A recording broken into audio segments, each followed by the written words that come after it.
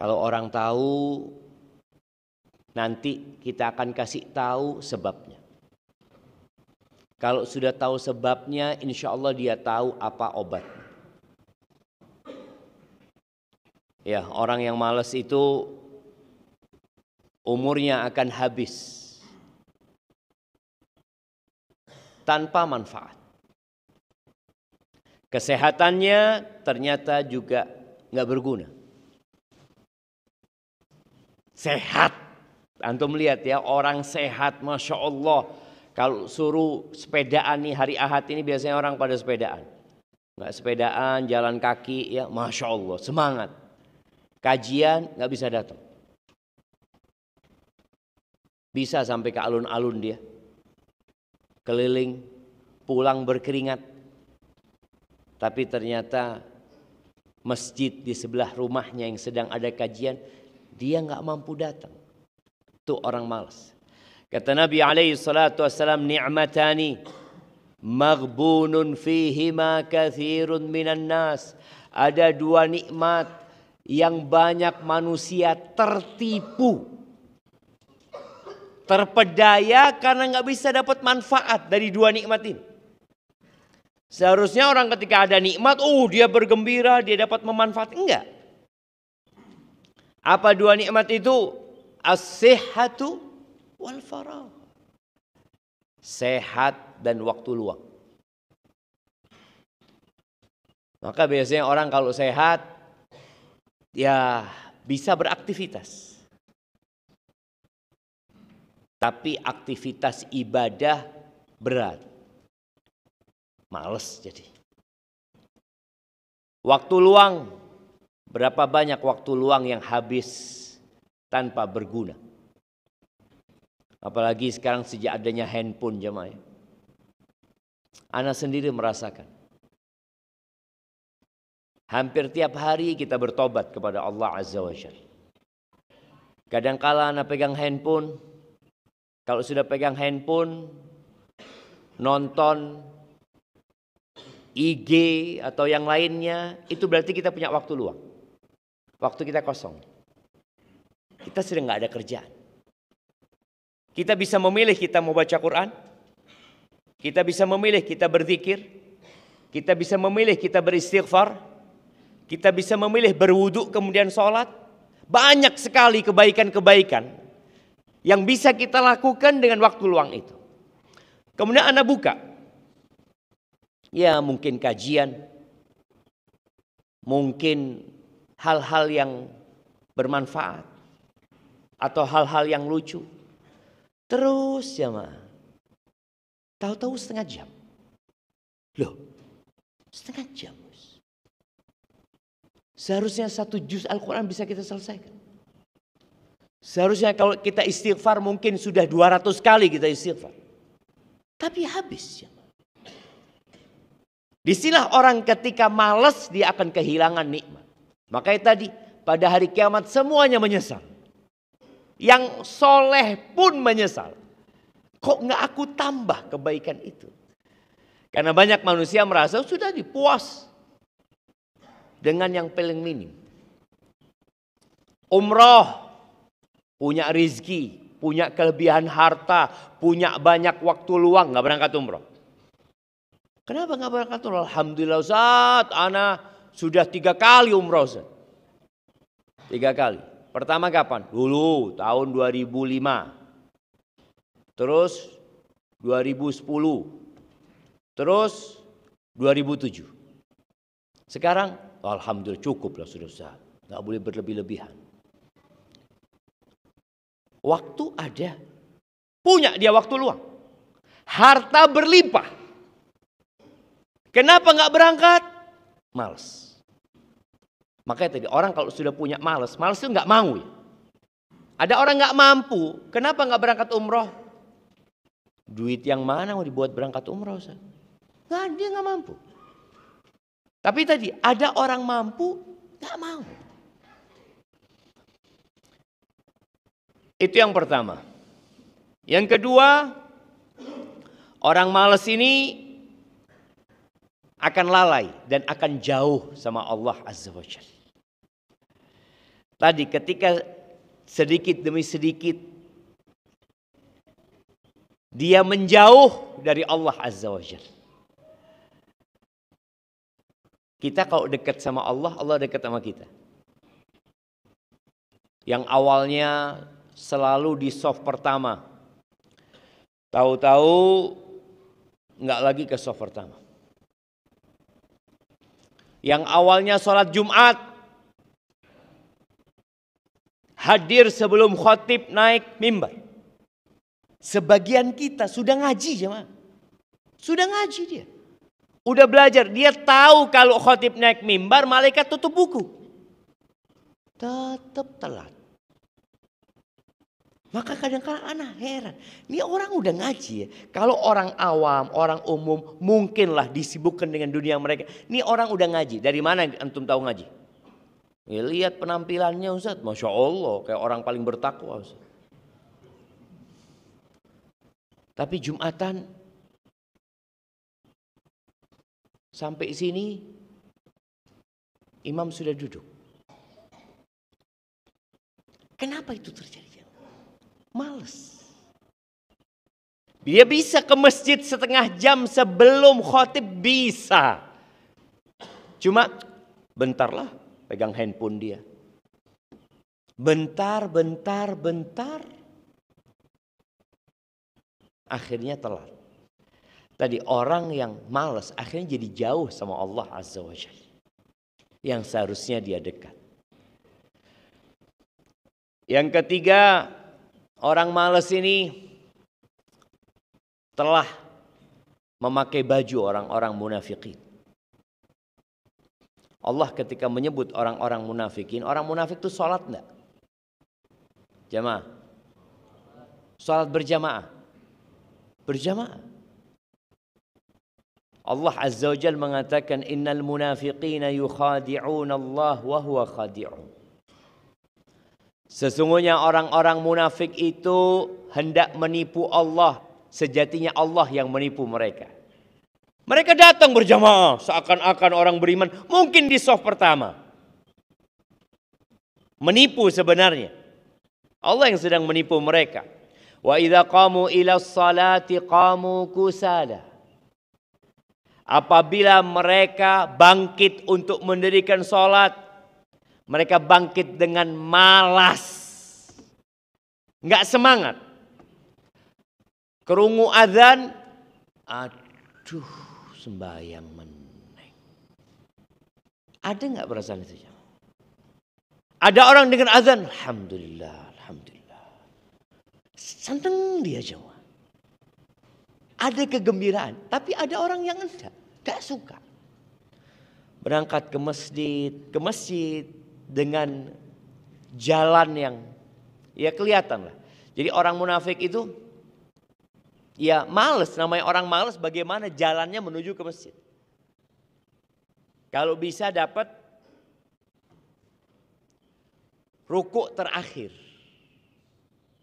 Sehingga dia tidak baca surat. Al-Fatihah juga nggak baca. Bas dapat rukuk terakhir. Kemudian nambah dia. Yura'unan nas. Riya. Bisakah sholat di rumah riya orang munafik? Nggak bisa. Di masjid yang bisa riya. Di rumah nggak ada yang lihat. Dia sholatnya ke masjid. Cuma ada dua sholat yang paling berat buat mereka. Yaitu sholat isya dan sholat subuh. Kata Nabi SAW. Zuhur berangkat ke masjid dia. Karena zuhur bisa riya. Sampai ada kawan di Jakarta.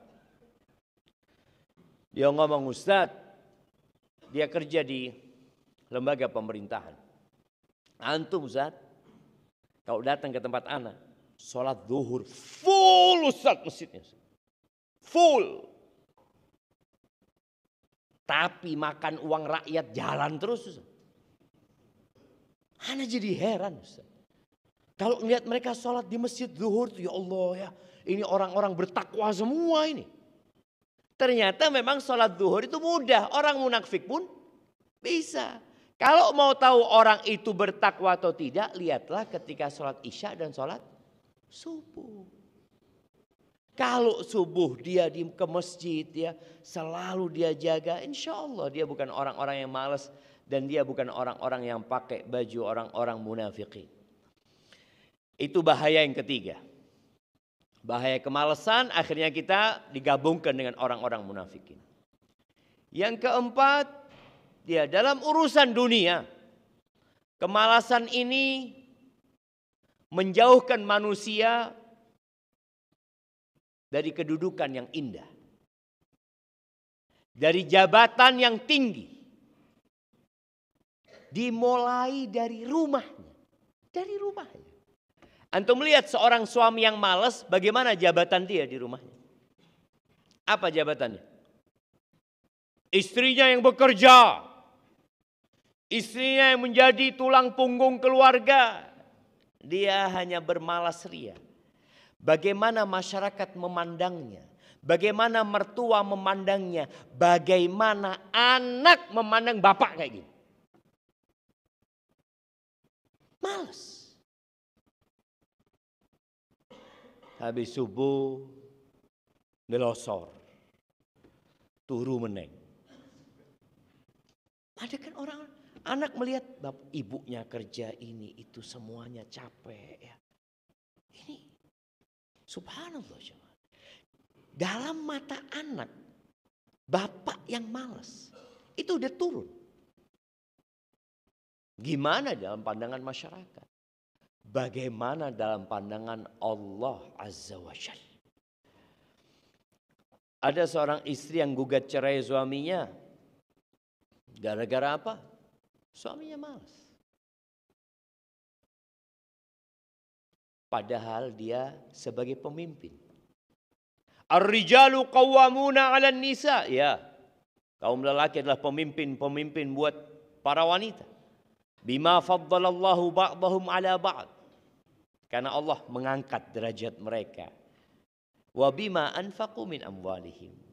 Dan karena mereka memberikan nafkah kepada istri-istri mereka. Ini diangkat jadi pemimpin gak ngasih nafkah. Dia sedang menurunkan jabatannya sendiri. Ada sebagian istri yang mengeluh juga mengatakan, Ustaz, anak punya suami Ustaz. Dia ngasih nafkah. Tapi dari pemberian orang tua. Suaminya gak kerja. Jadi anak nerima dari suami itu kok kayaknya ya apa ya? Dak kerja, turut tok, main game. Nah, nafkah, fadhal. Perasaan istri itu, apakah istri kemudian akan berkhidmat kepada suaminya? Seharusnya tetap dia wajib berkhidmat ya. Tapi kan dia nggak nyaman. Apa dak kerja ibu-ibu. Nah, tadi orang yang malas akan kehilangan jabatan sampai di rumahnya sendiri. Dia kehilangan jabatan itu. Bahkan berapa banyak anak-anak yang akhirnya tidak bangga sama orang tuanya. Mau nyebut nama orang tuanya malas. Anak sopo? Anak sopo ya? Anak sopo? Dia sampai mau nyebut ke orang tuanya itu takut ya. Oh, bapakmu iku ya? Sing endi? Sing males ya. Malu anaknya. Subhanallah. Kemudian orang yang malas itu akan banyak kehilangan pahala sebagaimana tadi disebutkan ya. Dia akan menyesal. Ya, kalau fenomena kemalasan insya Allah kita semua merasakan. Kita bisa merasakan perubahan kita selesai Ramadan. Terus sekarang apa obat kemalasan itu?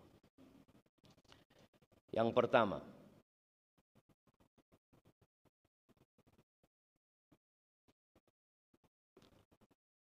meninggalkan zikir. Meninggalkan zikir itu membuat orang malas. Manusia itu tercipta dari dua unsur. Tanah dan ruh. Tanah ini butuh berbagai macam makanan, vitamin. Kita dapat melihat ya. Apa anak-anak yang kurang gizi namanya? Stunting. Nah, stunting. Kelihatan nggak stunting itu? Dari mana kelihatan? Kurus ini. Ada orang yang stunting tapi ruhnya. Ruhnya stunting. Ini kan jarang dibicarakan. Orang berbicara, iya kita ini sedang menghadapi fenomena stunting loh. Ada yang stunting ruhnya. Dari mana tahu? Lu jarang berzikir, jarang datang kajian. Berarti sedang bermasalah dengan ruh orang ini. Cuma kan nggak kelihatan ya. Kalau stunting fisiknya kan kelihatan. Digambar itu ya Allah kesian. Anak isopo ini gitu kan. Padahal sebagian kita sedang stunting. Ruhnya tapi nggak sadar. Apa penyebabnya? Sedikit berzikir. Khususnya sebelum tidur. Kata Nabi alaihi salatu wassalam dalam hadis yang diriwayatkan Imam Bukhari. Ya'qidu syaitanu ala qafiyati ra'si ahadikum idza huwa nam thalatha uqad. Syaitan itu kalau seorang di antara kalian tidur, syaitan itu mengikat buhul di tengkuk setiap kalian.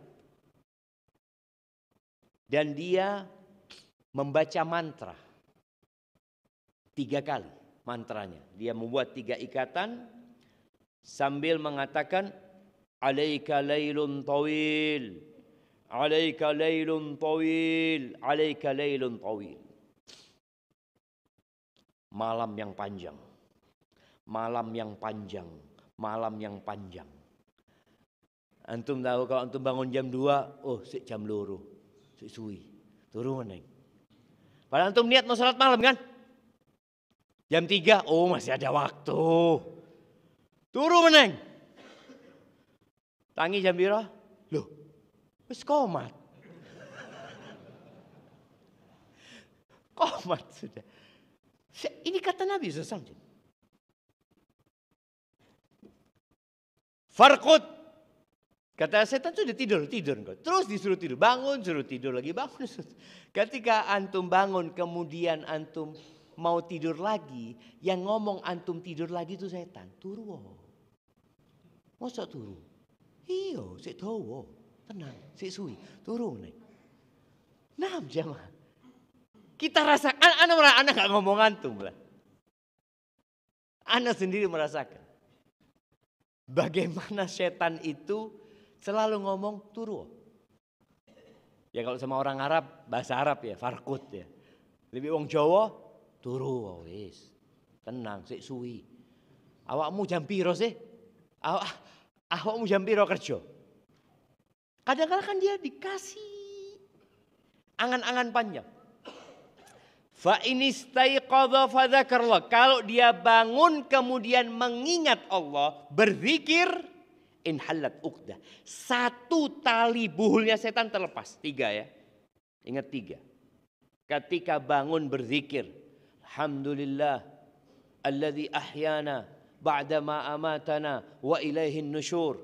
Atau dia mengatakan alhamdulillahilladzi radda ilayya ruhi wa afani fi jasadi wa adzina li bidzikri. 1 tali buhul itu terlepas. Masih sisa 2. Kadang-kala bangun lungguh. Nganu apa? Buka HP. Delok WA. Padahal sudah berzikir ya. Kan 1 tali. Oh, sik jam 3 ternyata. Ya, bismillah. Turun nih.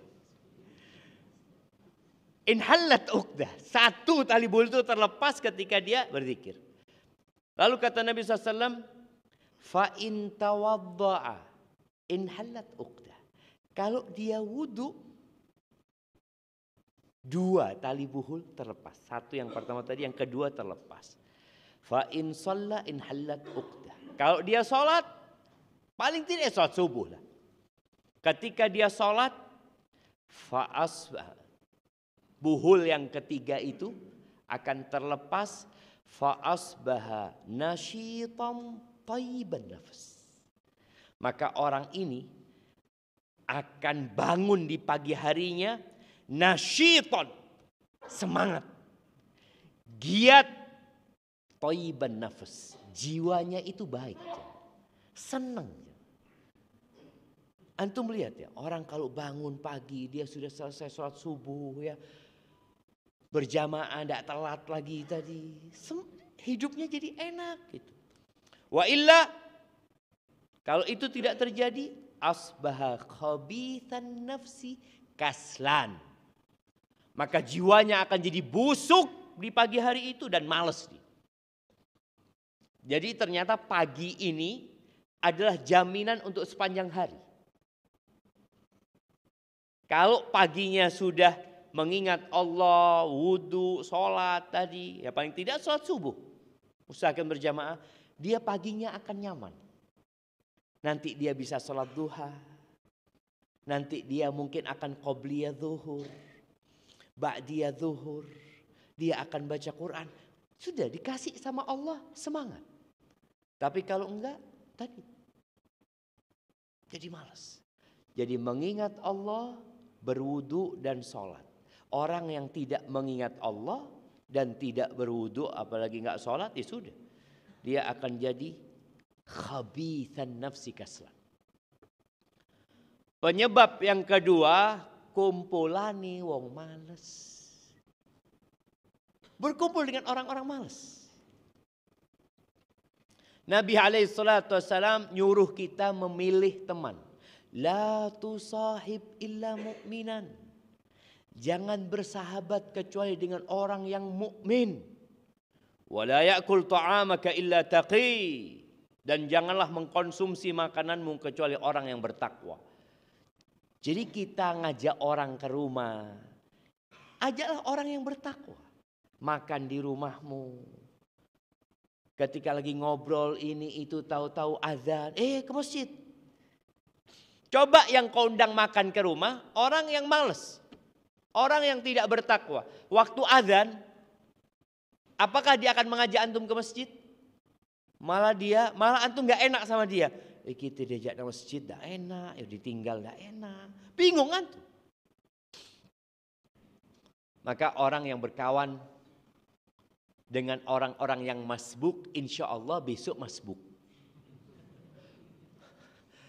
Hari ini kumpul di orang-orang masbuk, Masya Allah. Besok masbuk. Karena orang yang masbuk itu dengar azan. Tapi ngomong apa? Saya komate saya suwi. Ini Idul Fitri iki piro? 20 menit. Ngobrol lagi, komat. Besok kayak gitu lagi. Besok kayak gitu. Hari pertama mungkin menyesal jemaah. Ya Allah. Ana ndak oleh qobliyah. Ndak dapat doa sebelum qomat. Antara azan sama qomat. Menyesal. Hari pertama, hari kedua, hari keempat. Setelah seminggu biasa wis mulai. Walaupun ndak ada sohibnya. Ndak ada kawannya. Telat lagi dia. Maka jangan berkawan dengan orang-orang malas. Itu obatnya. Kata Nabi SAW, Al-mar'u ala dini khalilihi. Orang itu agamanya ikut teman baiknya. Falyandur ahadukum man yukhalil. Baik, yang ketiga di antara penyebab kemalasan itu ake mangan, ake turu.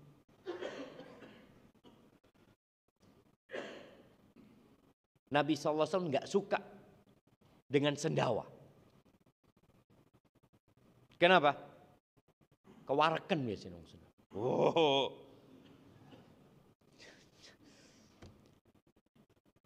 Rasul SAW mengatakan, ma mala adamiyun wi'an syarran min batn. Tidak ada wadah yang dipenuhi sama manusia yang lebih buruk daripada perut. Bihasab ibni Adam luqaimat yuqimna biha sulbah. Cukuplah menungso iku mangan iku cukup beberapa suapan. Yang bikin punggungnya tegak. Yang bikin punggungnya tegak. Punggung tegak kayak antum nih. Antum bisa duduk kayak gini, punggungnya bisa tegak kan. Tapi ada orang yang gak bisa tegak punggungnya. Golek tembok. Lek wis tuwek dak apa-apa jamaah. Kan ada memang. Dak iso kegerkus. Tujuan kita makan tuh supaya bisa tegak punggungnya. Artinya bisa beraktivitas tanpa bantuan. Kan ada orang yang harus pakai bantuan. Ngurung kajian, ini enggak apa-apa kalau orang-orang tua punggungnya sudah lemah. Tapi ada, arek enom iki. Pertama masuk masjid langsung golek tembok. Lendak golek tiang. Dia mengatakan, ini tanah kekuasaanku. Wis. Karena ada apa sebenarnya? Tapi tadi kalau punggungnya memang sakit, fadhal. Nabi alaihissalatu mengatakan tadi, makan itu cukup yang membuat punggungnya tegak. Fa in kana fala budda la mahal. Kalau memang dia harus makan enak. Ada orang kan ya iso iki enak, iki pangane prasmanan. Kan kadang-kadang akhirnya orang berlebih-lebihan.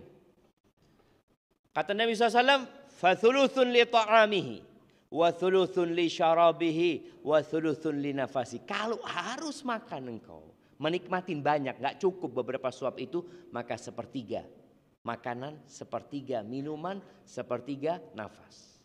Ini orang kadang-kala kabeh panganan. Setelah full, sabuke dibuka. Untuk bikin space buat minum. Seperti itu. Makanya banyak makan ini membuat orang itu malas. Ketika ada orang bersendawa di hadapan Nabi SAW. Nabi mengatakan apa kepada dia? Kuffa anna jusha. Tahan sendawamu ini. Fa inna atwalan nasi ju'an yaumal qiyamah atwaluhum shib'an fid dunya. Orang yang paling panjang laparnya pada hari kiamat itu yang paling banyak kenyangnya di dunia. Sebagian orang berpikir kalau makan banyak insya Allah ibadah bisa lebih banyak. Enggak, jemaah. Makanya terus terang ketika Anda merenungkan ya kehidupan para sahabat Nabi yang susah makannya mereka. Kok kuat mereka ya?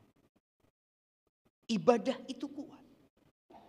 Puasa mereka wisol. Sebagian sahabat itu puasanya nyambung. Ya. Sahur sebelum subuh, buka waktu sahur. Kalau kita buka waktu sahur, aduh Ustaz, telat buka isya lemes langsung Ustaz. Wis tidak kuat apa-apa. Akhirnya dia waktu berbuka makan yang banyak. Apa dengan makan banyak kira-kira dia bisa sholat tarawih 3 jam? Tak mampu. Maka tolong makannya dikurang. Perbanyak puasa, kalau puasa genakno berbukanya. Jangan antum puasa sunnah, tapi yang bakal antum makan dari sarapan, makan siang, sore, semua antum makan lagi. Loh, kan tidak apa-apa Ustaz. Tidak apa-apa. Tapi seharusnya antum jaga. Karena banyak makan itu nggak membuat antum lebih kuat. Akan nambah malas. Banyak tidur. Apakah orang kalau banyak tidur itu jadi semangat bekerja? Tambah malas kakean turu. Sudah puasa, makannya, sahurnya banyak, bukonya banyak, turu tok. Dari habis subuh turu. Tidurnya orang puasa ibadah. Nanti duhur bangun. Lihat bangun duhur. Semangat enggak dia ketika bangun duhur sampai waktu maghrib? Enggak. Yang iktikaf, coba yang iktikaf jemaah. Di Nidal Fitrah ada iktikaf kemarin. Berapa orang peserta iktikaf kemarin? Berapa? 50. Sholatnya berapa juz? Sholat tarawihnya. Berapa juz? Ustaz, pirang juz? Ustaz? 1 juz dong. 1 juz, 2 juz berarti. Kurang dari setengah juz. Yang malam 1 juz, bayangkan jemaah. Padahal kita makan enak, banyak makanan. Makanya kadang-kala orang iktikaf itu bukan sholatnya yang panjang, ngobrolnya. Habis terawih sudah nggak sampai setengah juz, habis terawih disediakan kopi, gorengan, ngobrolnya lebih panjang dari sholatnya. Itu ketika banyak tidur, banyak makan, bukan membuat antum semakin semangat. Maka tolong makan dan tidurnya dikurangi. Kanu qalilan minal laili ma yahja'un. Penghuni surga itu sedikit tidurnya. Ana dikasih jam yang bisa mendeteksi waktu tidurnya berapa jam, seperti itu jamaah ya. Kan di barat itu tidur yang baik berapa jam? 8 jam jamaah. Jadi ketika antum ngikutin mereka, apakah kemudian ibadah antum lebih semangat? Coba lihat. Sholat malam Nabi SAW itu 1 rakaat 5 juz. 1 rakaat. Kata ceritanya Hudzaifah bin Yaman. 1 rakaat baca surat Al-Baqarah, An-Nisa, Ali Imran. 1 rakaat. Kira-kira kalau imam kita baca Al-Baqarah 1 rakaat. Jangan 5 juz itu, Al-Baqarah. Tersisa makmumnya. Ditinggal ngopi imamu, jarno si mami. Astagfirullahaladzim. Kemudian yang menyebabkan kemalasan itu, Allah Tuhan tinggal 1 menit jemaah. Terlalu banyak berangan-angan. Panjang angan. Saya nanti akan berubah, saya akan seperti ini, seperti itu. Tahu-tahu wis tuwek belum pernah sholat malam. Wis tuwek belum pernah menghatamkan Al-Quran. Kemudian yang kelima, ya semangat memang yang lemah. Kemudian kebodohan, orang yang nggak mau belajar. Lalu berlebih-lebihan. Berlebih-lebihan itu membuat orang malas akhirnya. Ada orang yang awal hijrah, semangat. Semua dia lakoni sampai berlebih-lebihan. Yang mubah, enggak. Yang makruh dia tinggal. Yang mubah pun dia tinggalkan. Lama-kelamaan, dia akhirnya jadi malas. Capek. Maka tolong jangan berlebih-lebihan. Dan nasihat ana, perbanyak doa. Kita ini tanpa bantuan Allah nggak akan mampu menghadapi nafsu kita. Kita butuh bantuan Allah. Maka baca doa tiap pagi dan petang. Terus, Allahumma inni a'udzubika minal kasali wa su'il kibar. Atau Allahumma inni a'udzubika minal ajzi wal kasal. Kemudian baca doa di penghujung setiap sholat. Allahumma a'inni ala dzikrika wa syukrika wa husni ibad. Terus Nabi mengatakan kepada Mu'ad alaihi salatu wassalam, fala tada'anna fi duburi kulli sholah. Jangan engkau tinggalkan sedikit pun di penghujung setiap sholat untuk minta tolong sama Allah. Jangan. Orang kadang-kadang merasa, aku kuat, aku semangat. Enggak, ini ulamanya sahabat.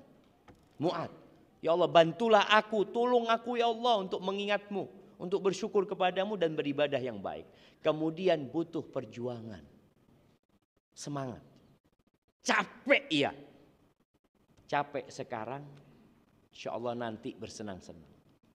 Berakit ke hulu, renang ke tepian, bersakit-sakit dahulu, bersenang-senang kemudian. Seperti itu. Semua orang berakal itu bersepakat bahwa kenikmatan tidak dapat diraih dengan kenikmatan. Barang siapa yang memilih santai, malas-malesan, dia akan kehilangan waktu santai dan kesenangan yang sebenarnya. Aku lu qauli hadza, Masya Allah, ini ada pertanyaan. Baik. Afwan Ustaz, ada titipan pertanyaan dari seorang ikhwan. Mudah-mudahan beliau hadir. Singkat cerita, istri beliau meninggal dan punya anak banyak. Beliau sedang bimbang dengan dua calon di depannya. Sama-sama janda. Bisa dibungkus dua-duanya kan jamaah? Ada izin minum dulu jamaah. Bismillah. Kenapa harus galau gitu loh jamaah?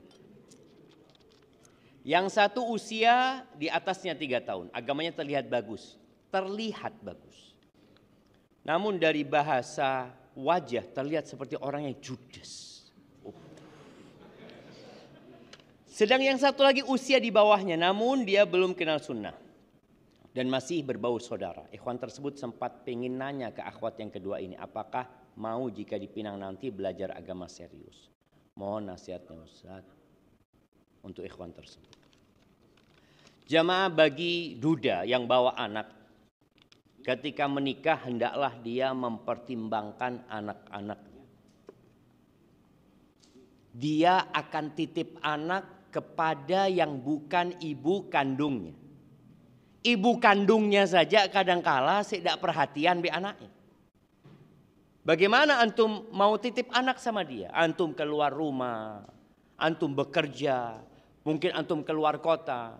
Makanya sampai ada istilah ibu apa? Ibu tiri lebih kejam dari ibu kota. Atau ibu kota lebih kejam daripada ibu tiri. Intinya yang antum harus pertimbangkan, antum mau titip anak. Kalau bicara agama, agamanya menjadi patokan utama. Kalau antum berpikir nanti aku akan memperbaiki, belum tentu antum bisa memperbaiki. Tapi ada orang yang sudah mau belajar, berarti dia sedang ingin memperbaiki diri. Kalau yang kedua kan antum masih nawarin, mau enggak? Berarti dia belum tertarik. Kalau yang pertama judes, ojo, golek sing liyane. Enggak, kalau anda lihat dua orang itu karena antum mau titip anak, kalau dapat ibu tiri yang judes, kesian sama anak-anak. Ada pilihan lain jamaah? Bisa ditawarkan mungkin. Iya, itu mungkin nasihat ana, mungkin antum perlu mencari yang lainnya. Enggak apa-apa, subhanallah jamaah. Ana ingat kemarin ada satu kawan kita menikah. Duda dia, punya anak 3. Dia menikah dengan yang hampir seumur sama dia. Dia 40-an umurnya. Tua perempuan itu. Bapaknya ngomong, nak, wis nikah sama itu, kata dia. Bapak cocok, kata dia. Dia sudah ngaji, Masya Allah. Cuma umurnya tua. Karena memang kau mau titip anak. Di sini nasihat anak para orang tua yang duda, ojo milih kesenengane. Karena dia mau titip anak dan ibu itu madrasah. Maka tolong, tadi kalau yang judes kayaknya kurang direkomendasikan. Karena Nabi SAW mengatakan tazawwajul waludal wadud. Nikahilah wanita yang subur dan penyayang. Jadi kalau sudah kelihatan, memang ada. Kelihatan nggak orang judes dari wajahnya jemaah? Kelihatan gitu. Tapi boleh jadi enggak. Karena faktor lain ya. Mungkin dia ketika di perut ibundanya, ibunya sering muring-muring. Akhirnya anaknya kayak gitu lahirnya gitu kan. Jadi tolong kalau memang keduanya belum pas, antum cari yang lainnya. Semoga Allah berikan yang terbaik dan terus berdoa memohon kepada Allah Azza wa Jalla. Ini ada pertanyaan sebenarnya. Ana sudah waktunya habis ya ma. Nanti lain waktu mudah-mudahan mampir lagi ke Nidal Fitrah. Subhanakallahumma bihamdika asyhadu an la ilaha illa anta astaghfiruka wa atubu ilaik. Wassalamualaikum warahmatullahi wabarakatuh.